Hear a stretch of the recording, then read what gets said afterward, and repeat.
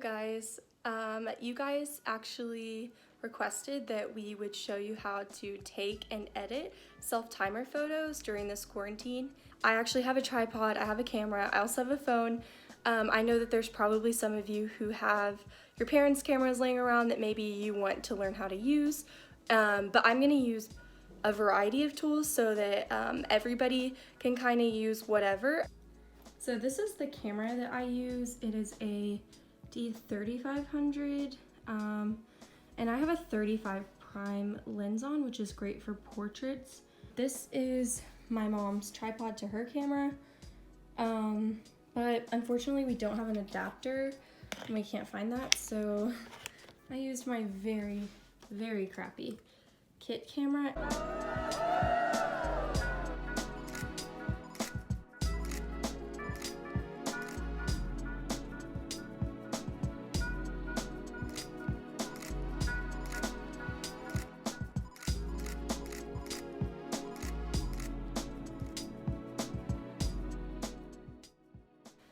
Okay, for this next set of photos, I have kind of changed up my look. I put my hair in pigtails, put on some different lipstick. That's pretty much the gist of it. Just kind of refreshed my makeup. So it's getting really, really cold outside, so I'm actually going to take these next photos indoors, and this time I'm going to be using only my cell phone and self-made tripods.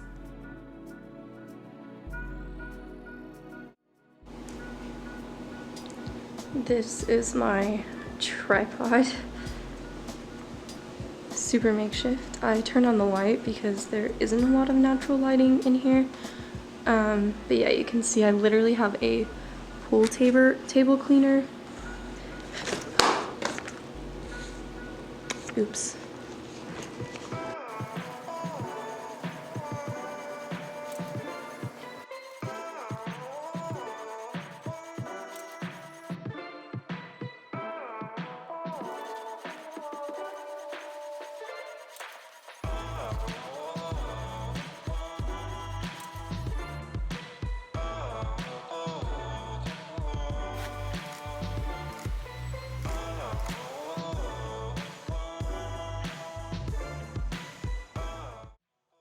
So I have a few final takeaways after taking all the photos, some on my phone, some on my camera. I think for me personally, seeing both photos, I have an iPhone 8. It isn't the best quality, and I did not like the photos, especially since it was a lower light. They just did not have the quality that I was looking for.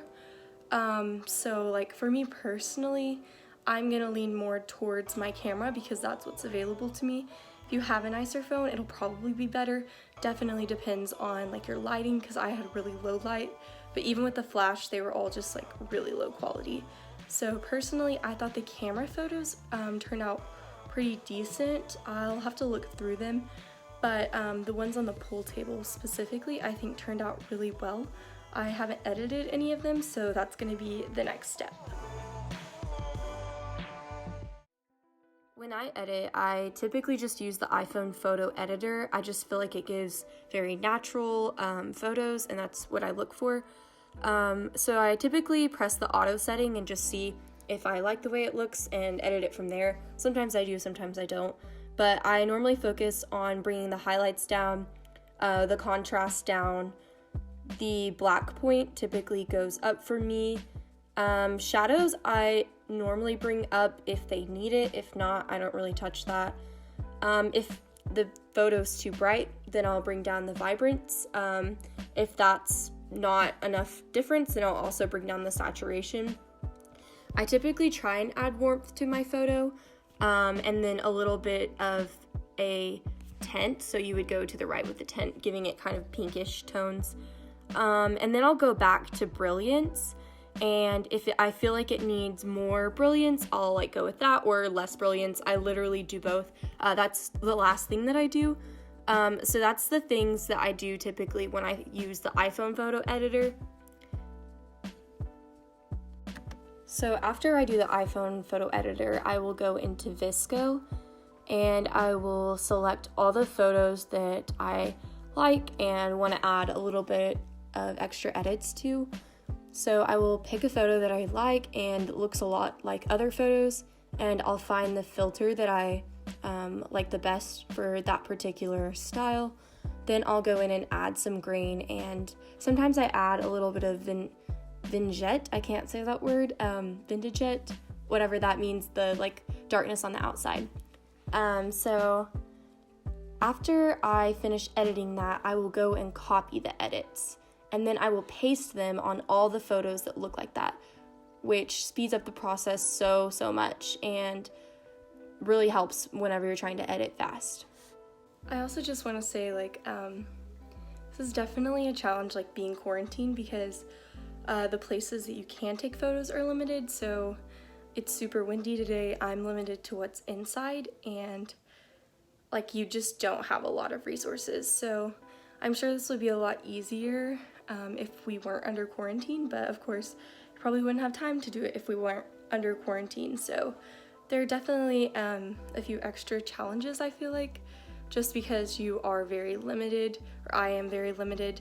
Also, shout out to my mom for letting me borrow some of her shirts, because I literally didn't know I was staying here for more than a week, and I've been here a month, and so I didn't bring any nice clothes or anything.